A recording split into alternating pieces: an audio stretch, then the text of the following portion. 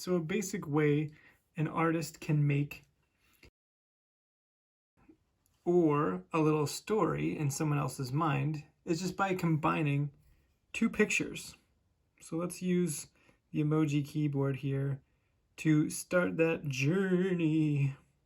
So if I want to make like like a little meaning with a couple of pictures, it's pretty easy. Let's start with this. Let's go over to food.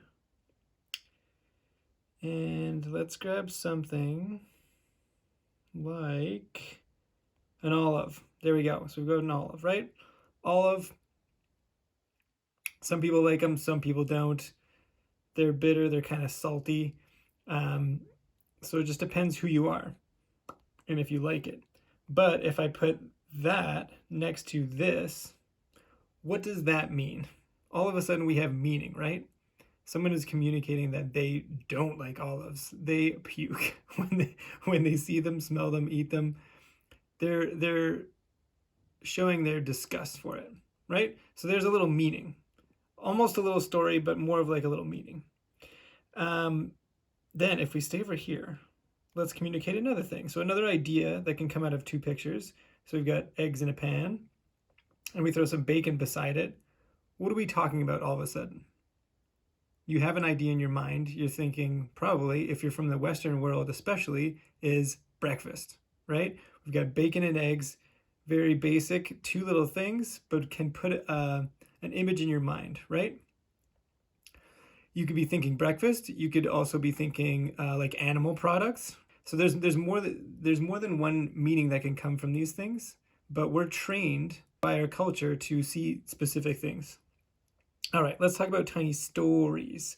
So let's talk about tiny stories. If we go over here, let's find a zombie. There we go. Boom. Zombie.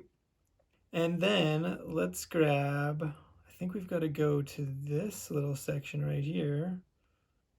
There, now I see it. We've got the plate and fork. Now, before I even put the next thing in, what do you think will go there? What do you think? Before I get there, what comes next? Because I guarantee half of you at least know exactly what I'm going for here. And you can already finish up this little story. Boom. Zombie eats brains, right? So it's like a little piece of knowledge. It's also a little story. And so just with a few little things, you can start making a story. Let's make one more story. Let's use 3 more emojis again. Let's pick a person, and then let's pick an action. And then once again, I think you're probably going to be able to figure out what I'm going to put next here. They're way at the end. Searching. And there we go. Oh, let's do 2 things here. So let's go, the first one is going to be this, okay? So this could be a certain thing. So like a woman writes a book, or a woman writes in a journal or in a notebook or takes notes, right? So a few little things come from that. It's like a little tiny story. We can take it to another historical context if we pick another thing right here. Boom. Now we've got a scroll parchment, right? Now it all of a sudden looks like something that's happening a couple hundred years ago, where we've got a woman writing and then on parchment. So historical things, just little tiny differences in those images really can change what's being said, or what moment in time it's taking place.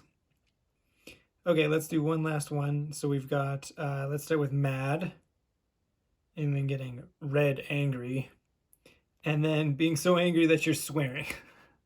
So there we go. So there's the spectrum of rage, tiny little comic. So now you can see how you can just put images side by side. It's called juxtaposing, or putting them together, and when people see them together, then they make some meaning. And so that's what this lesson is all about.